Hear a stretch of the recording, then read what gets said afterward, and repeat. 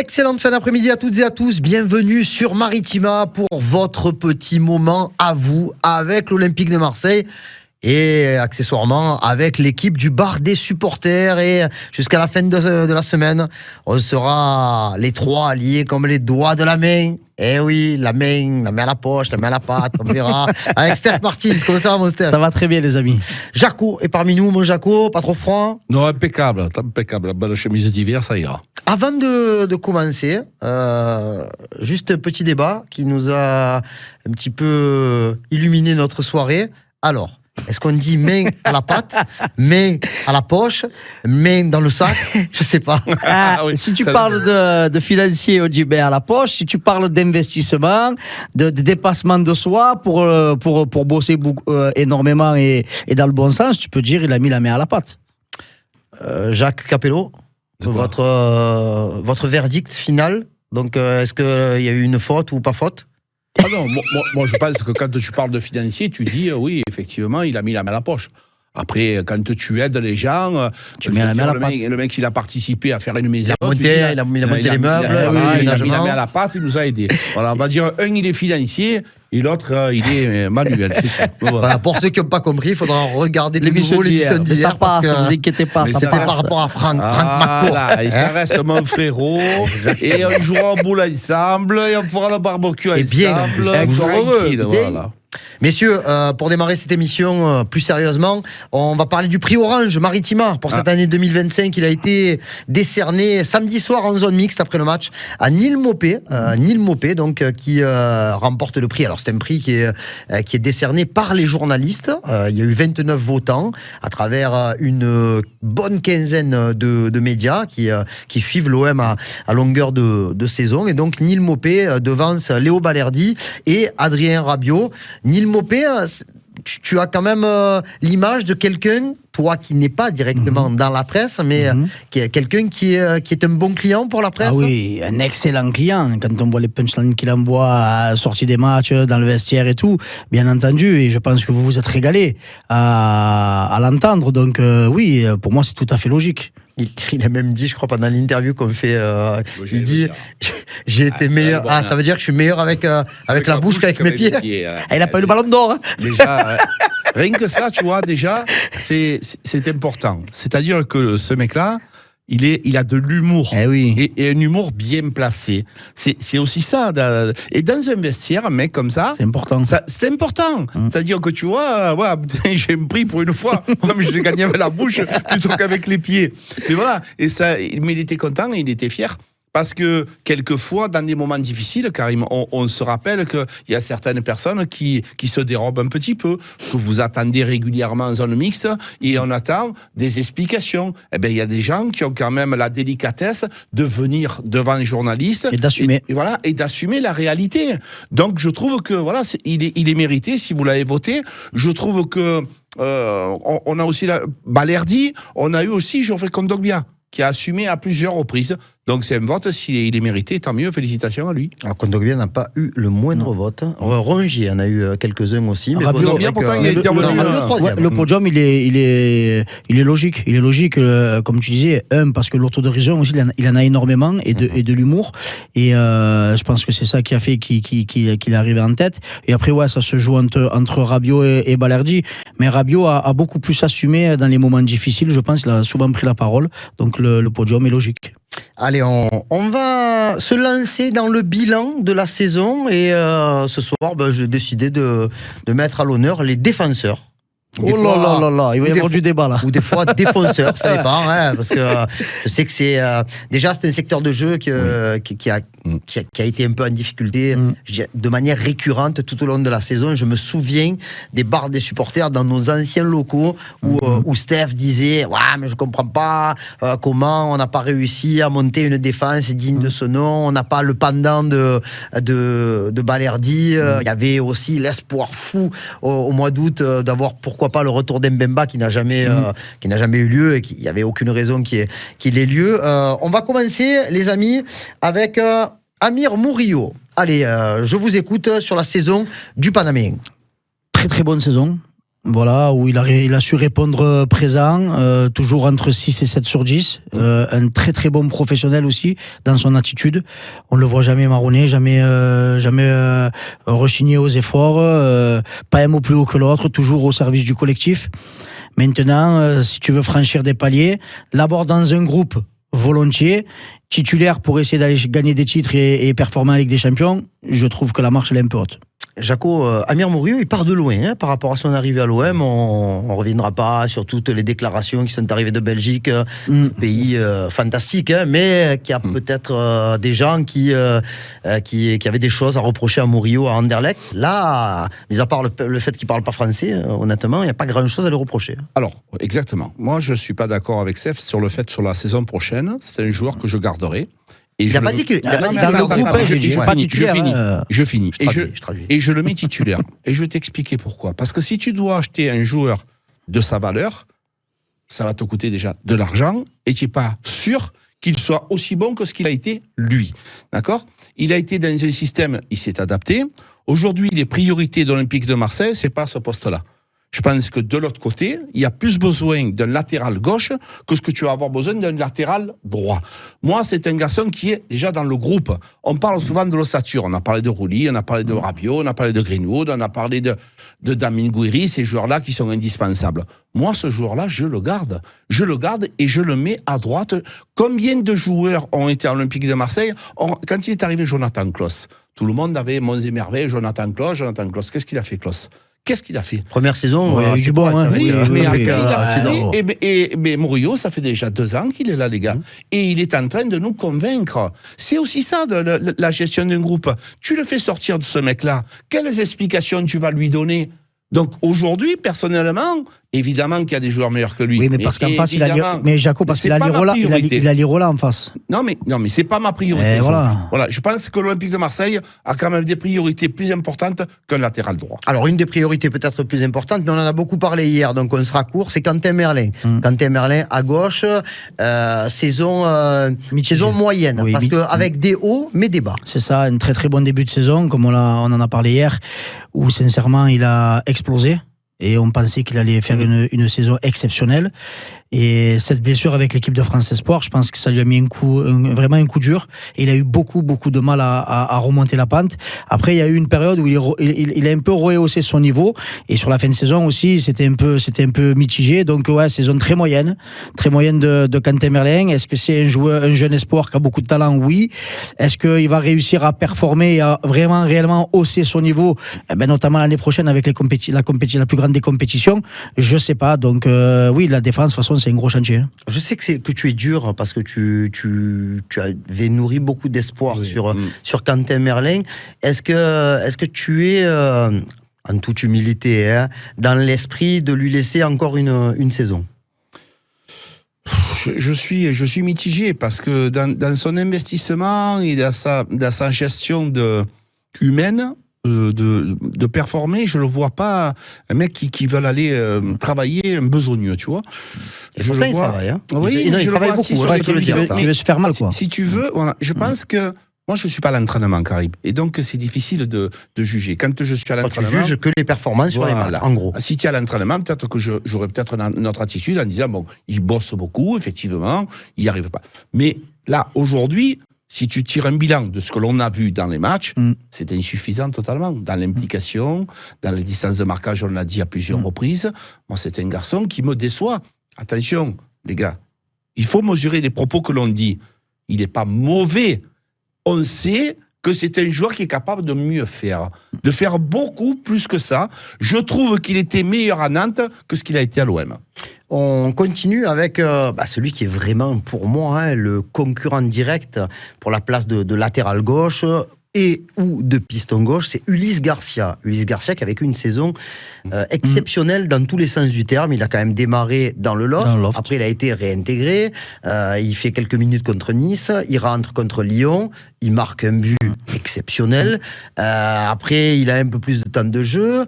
Et ça s'est étiolé au début de l'année 2025 pour finir en bombe. Donc, Ulysse Garcia, comment il faut lire cette saison du latéral gauche éminemment sympathique, très discret, et suisse. Je le compare aussi un peu à Murillo dans l'attitude. Voilà, quelqu'un qui fait pas de bruit, mais qui travaille et qui s'impose par le terrain. Et oui, je le pensais pas pouvoir être à ce niveau-là. Maintenant, j'ai les mêmes réticences, c'est-à-dire est-ce que réellement au niveau supérieur, attention, je dis pas qu'on va aller gagner la Ligue des Champions, hein, mais on sait que c'est un tout autre niveau, pas encore, Inch'Allah. C'est un tout autre niveau et on espère que notre équipe va performer. Donc, est-ce que tu me dis avec Murillo à gauche, Murillo à droite, Garcia à gauche, titulaire dans une équipe qui va jouer la Ligue des Champions, je mets des réserves. Jaco, c'est un des joueurs pour qui tu as montré le plus de soutien cette saison parce que c'est un joueur qui est parti de rien. De toute façon, rien n'a été facile pour Ulysse Garcia depuis son arrivée. On rappelle qu'il a signé lors du mercato d'hiver, saison 2023-2024, que quand il arrive, on lui dit il y en a un autre qui va arriver derrière toi, qu'il n'a pas été inscrit sur la liste UEFA la saison dernière, donc il n'a pas joué 16e, 8e, quart et demi-finale de Ligue Europa, et que cette année, pour le remercier de l'effort qui a été fait la saison d'avant, on lui dit tu vas aller dans le loft. Ouais. Moi, il y a une chose que j'ai horreur dans la vie, c'est l'injustice. Je trouve qu'il y a eu beaucoup de gens injustes avec ce garçon-là. Avant qu'il puisse mettre un pied sur le stade de Vélodrome, ils l'ont déjà démonté, démoli, déstabilisé.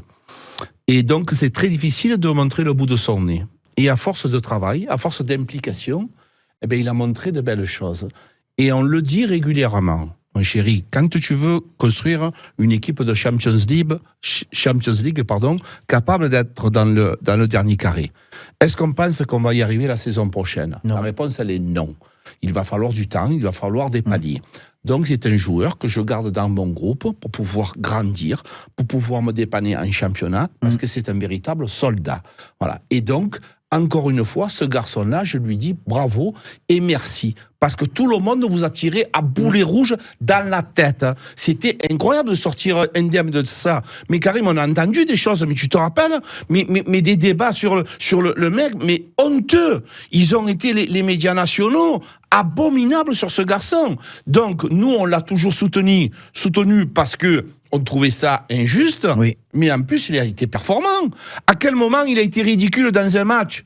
Alors, il n'a jamais eu 17 ou 18 sur 20. Mais on l'a pas pris pour ça. Déjà. Mais exactement. Tu le prends, c'est un joueur dans un groupe, c'est un 13, c'est un 14, c'est un 12. Et quand tu fais appel à lui, il est performant, il dit rien, il joue, il fait son travail. En plus, il a montré quand même une adaptabilité. Il a quand même joué défenseur central, axe gauche à Monaco, où il a été sans doute le moins mauvais des défenseurs. Donc, ensuite, il va chercher le penalty contre Brest, dans une position de piston, donc il y a au piston et même latéral gauche, donc il y a quand même juste très court, je veux juste un oui, un non, ou alors un non NOM. Qui vous gardez, Merlin ou Garcia? Moi je garde Merlin. Et moi, je garde Garcia. C'est très très bien, 50-50. C'est vous qui nous direz dans les messages ce soir qui vous préférez garder. On continue avec celui qui ne rentrera pas dans le débat de est-ce qu'on veut le garder ou pas, puisqu'il devrait retourner au Red Bull Salzbourg. C'est Amar Dedić, le joueur international de la Bosnie-Herzégovine. Très très difficile de s'intégrer dans un collectif comme celui-là quand tu arrives au mercato d'hiver, puisque dans les 4 joueurs qui sont arrivés, il n'y en a qu'un seul qui a véritablement tiré son épingle du jeu, et c'est Amin Gouiri. Amar Dedić, à droite, à gauche, piston, latéral, faux ailier. C'est difficile de juger les quelques fois où on a pu le voir sur le terrain avec un début en fanfare quand même. Oui, on nous l'a vendu comme un latéral, mais c'est vrai qu'il est aspiré par l'attaque. Et il délaisse énormément ses tâches défensives, donc ça te crée un déséquilibre et tu es tout le temps mis en danger à la récupération du ballon lorsqu'il y a une perte de l'Olympique de Marseille sur l'attaque. Donc il a montré de la vivacité, il a montré de la rapidité, de la technique, mais c'est pas suffisant pour sécuriser ton couloir gauche, je suis désolé. Jaco, Dedić, pour toi? Enflammade sur les 2 premiers matchs et déflammade pour la suite. Je m'excuse. Je plaide coupable. Je m'excuse. Je plaide coupable. J'ai vu ses passements de jambes. J'ai dit, oh, c'est Ronaldinho mélangé avec Ronaldo.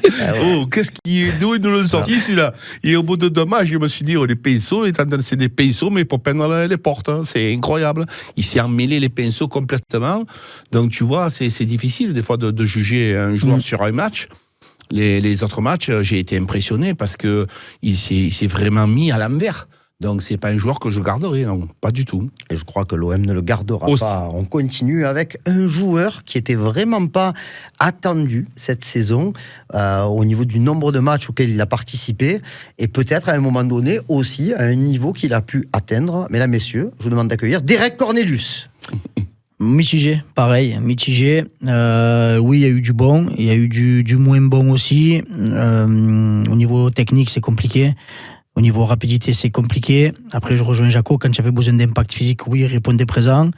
Pareil, c'est un joueur où on a rarement vu faire la gueule, même quand il jouait pas. Donc c'est clair que c'est important d'avoir des bons professionnels, quand je dis ça, c'est-à-dire voilà, des mecs qui disent pas un mot plus haut que l'autre, qui sont toujours là à essayer d'avoir un esprit combatif et positif. Mais toujours pareil, les gars, quand on parle d'ambition très élevée, quand on parle de performer dans les 2-3 ans en Champions League, moi, ce genre de joueur-là, malheureusement, je le vends. C'est un joueur qui est arrivé sur la pointe des pieds. C'était le remplaçant annoncé de Brassier. On l'a pas eu non plus, il faut le dire, pour une somme démente. Il a rendu des services. Il a été mis dans le bain tout de suite avec son duel avec Ajorc lors de la première journée à Brest. Et ensuite, ça a été, alors je vais pas dire les montagnes russes, parce que c'est pas vrai, mais lui aussi, il a pas réussi à trouver la vraie régularité. Oui, c'est un mitigeur. Un robinet mitigeur. C'est-à-dire que c'est jamais chaud, jamais froid. On est sur la plomberie, là, voilà, c'est bon. C'est toujours moyennasse. Après le pain, les pizzas, voilà, c'est les robinets. Moyennasse, les gars. C'est un joueur, là, tu vois, quand tu me parlais tout à l'heure, on parlait de Cornelius, aujourd'hui, indispensable d'avoir un joueur à ce poste-là. Qui a des qualités de relance. C'est là que le bas blesse. Dans la défense, ce qui nous a le plus manqué, c'est à ce poste-là. Voilà, parce que Lilian Brassier est parti, il n'a pas réussi. Mais lui, c'est pas possible. Oui, il a l'impact. Mais par contre, c'est complètement insuffisant. Quand tu vois sa technique, sur l'homme, oui, un peu de robustesse. Mais non, c'est insuffisant totalement. Que penser, messieurs, de la saison de celui qui a illuminé la soirée du 22 septembre en deuxième mi-temps au Groupama Stadium, mais qui ensuite est retombé peut-être un peu dans sa léthargie? Je parle de Paul Lirola. Superbe commentaire, merci. C'est ce que je te dis que depuis le début de la saison, la défense, elle me portait souci. On va faire plus simple. Celui qui est sorti du lot, c'est Balerdi, et tous les autres, allez, merci, c'est terminé. Voilà, on était très heureux. mais la réalité, c'est celle-là. Qu'est-ce que tu veux que je te dise quoi sur Lirola? Il a eu de la chance que. Lirola, il a eu de la chance déjà que De Zerbi lui fasse parce qu'il avait coaché à Sassuolo. Voilà, il lui donne du temps de jeu, mais c'est pas suffisant. Les gars, pour jouer même ne serait-ce que sous le maillot de l'OM, c'est pas suffisant, je suis désolé. Jaco, il est où le Paul Lirola des 6 premiers mois en prêt? Explique-moi. C'est pas possible. Peu de fois où il est rentré, tu te demandes, tu dis, c'est un fantôme. C'est incroyable. Les choix de jeu, les situations. Alors, c'est vrai qu'il n'est pas en confiance parce qu'il joue pas. Mais moi, je peux dire, si je suis l'entraîneur, mais comment tu veux que je te fasse confiance? C'est à toi aussi à me donner la confiance pour que tu puisses jouer. Non, c'est impossible. Ce n'est pas un joueur que tu peux garder, même dans le groupe. C'est ni un 13, ni un 14, ni un 15, au niveau où on va jouer. Donc voilà, à ce poste-là, par contre, derrière Murillo, j'ai besoin d'un nouveau joueur. Non, Paul Lirola, je ne garde pas. C'est un joueur qu'on ne pensait pas classer dans la catégorie des défenseurs, puisque c'est un milieu de terrain, mais il a joué quasiment les 2 tiers de la saison à ce poste-là. C'est monsieur Geoffrey Kondogbia. Merci. Merci. Merci à vous. Hein. Ouais, non, pardon. Merci à lui. Merci à lui d'avoir. Merci, au revoir. Merci et au revoir. Non, ça va. Il a fait quand même des beaux matchs. On va pas tirer à boulet rouge sur tout le monde. Pas un défenseur de métier. Voilà, faut quand même. Voilà, il faut pouvoir l'expliquer. C'est pas un défenseur de métier, donc il sait qu'à la moindre erreur, tu le payes cash. Et il a su nous sortir quelques belles prestations. Mais après, voilà, comme on le disait, Jaco le disait pour Cornelius, le défenseur axe gauche, il faut quelqu'un de tout autre calibre, qui a l'expérience du poste, qui a joué dans des grands clubs, qui a fait pas mal de matchs en compétition européenne. Il te faut un réel joueur, et j'espère quelqu'un qui a un peu de la bouteille pour pouvoir encore faire progresser Balerdi. Jaco Kondogbia qui a fait quand même quelques bons matchs.